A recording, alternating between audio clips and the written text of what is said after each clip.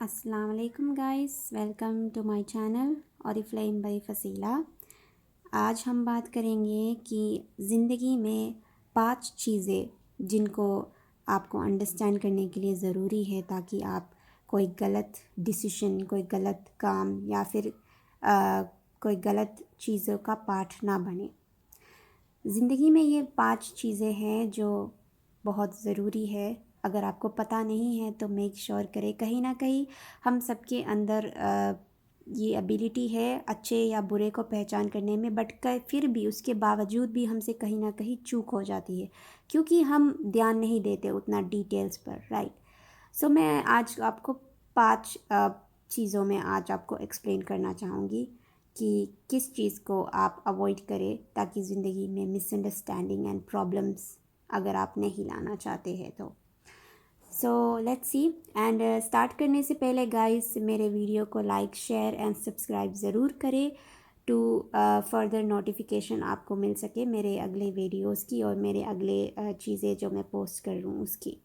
Okay guys, so let's start.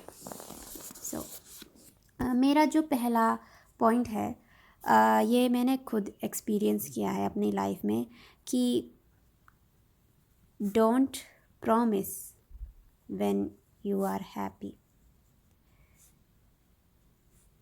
ये मैंने खुद महसूस किया है क्योंकि जब आप खुश होते हो ना तो आप दूसरों को प्लीज़ नहीं कर रहे होते, है ना।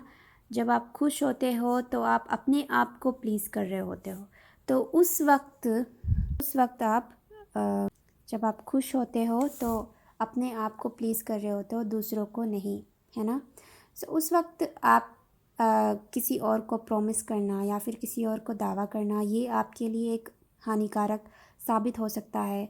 आपको आगे जाकर प्रॉब्लम्स आ सकती है उस वजह से, क्योंकि जब हम खुश होते हैं तो कहीं ना कहीं हमें हमारी खुशी के आगे कई और चीज़ नहीं दिखती। कुछ हमारी थिंकिंग पावर उस वक्त बहुत पॉजिटिव होती है और हम सारी चीज़ पॉजिटिव सोचते हैं, चाहे कुछ भी अगर गलत भी क्यों ना हो। अगर कोई हमारे सामने वर्ड को ट्विस्ट करके हमसे कुछ मांग भी रहा हो जो आगे जाकर प्रॉब्लम्स हो सकती है, उस पर हमारा ध्यान नहीं जाता क्योंकि हम उस वक्त खुश होते हैं।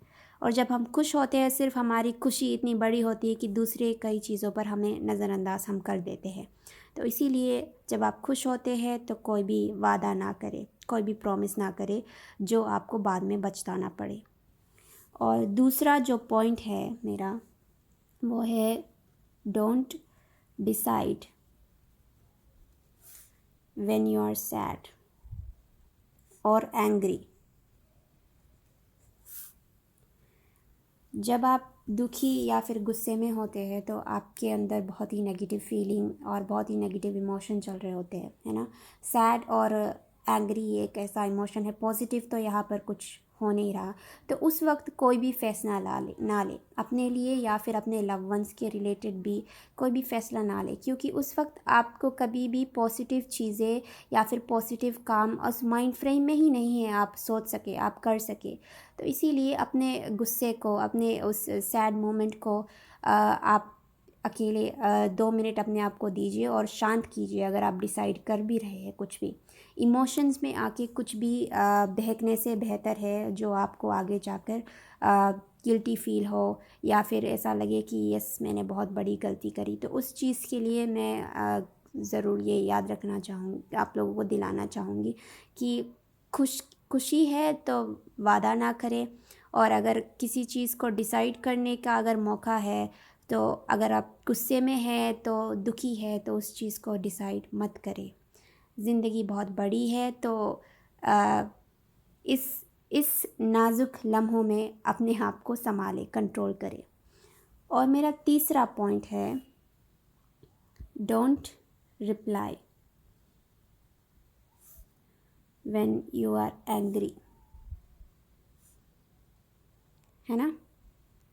गुस्से में हम पता नहीं क्या क्या बोल लेते हैं जो हम चीज़ें किसी को बोलना भी नहीं चाहते, हम मीन भी नहीं करते, उस चीज़ें भी हम गुस्से में बोल देते हैं क्योंकि हम खुद सैड और हर्ट होते हैं।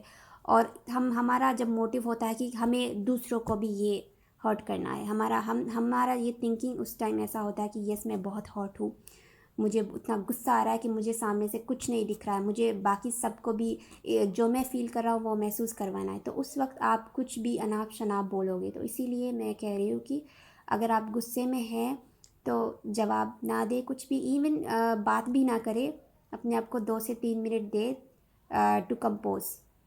किसी को हर्ट करने से तो अच्छा है कि आप चुप रहे, मेरा मानना है। And fourth point is don't जज। डोंट जज व्हेन यू आर अनइन्फॉर्म्ड। ये लाइफ में बहुत लोग अगर इसको ध्यान में रखें तो हमारी ज़िंदगी में बहुत से मुश्किल हल हो सकते हैं, बट सबकी बात नहीं है, बट हम और आप तो ये कर ही सकते हैं।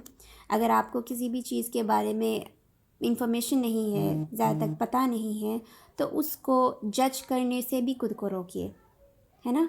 अगर फॉर एग्ज़ाम्पल अगर आपको बायोलॉजी सब्जेक्ट अगर आपको पता नहीं है बायोलॉजी के बारे में, आप बायोलॉजी सिखाने नहीं जाओगे किसी को भी, है ना। तो इस हिसाब से अगर आपको कोई भी मैटर के बारे में या फिर किसी इंसान के बारे में भी कुछ पता नहीं है, तो साफ साफ बोल दो मुझे पता नहीं है। दूसरों की बातें सुनकर, तीसरे की बातें सुनकर उस आदमी या फिर औरत के ऊपर जजमेंट बनाना या ऐसा हुआ होगा ऐसा हुआ होगा, मत करो, मत करो। अपने आप को उस सिचुएशन से हटाओ ये कहकर यस मुझे इसके बारे में पता नहीं है। It's as simple as that, है ना। एटलीस्ट आप खुद को प्रोटेक्ट कर रहे हो, अपने माइंड को जो किसी के बारे में नेगेटिव सोचने से और नेगेटिव करने बोलने से आपको बचा रहा है। तो ये बहुत इम्पोर्टेंट है सबके लिए। अगर सोसाइटी में, हमारी सोसाइटी में अगर सारे लोग जज करना छोड़ देंगे ना, तो सोसाइटी बहुत सुखी और ब्यूटीफुल जगह हो सकती है। एंड स्टार्ट कहीं से तो करना है, हम और आपसे ही करते हैं स्टार्ट, है ना।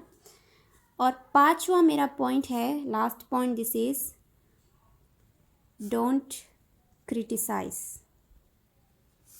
when you are envious. Don't criticize when you are envious. अब ये बहुत खास करके इम्पोर्टेंट रखती है।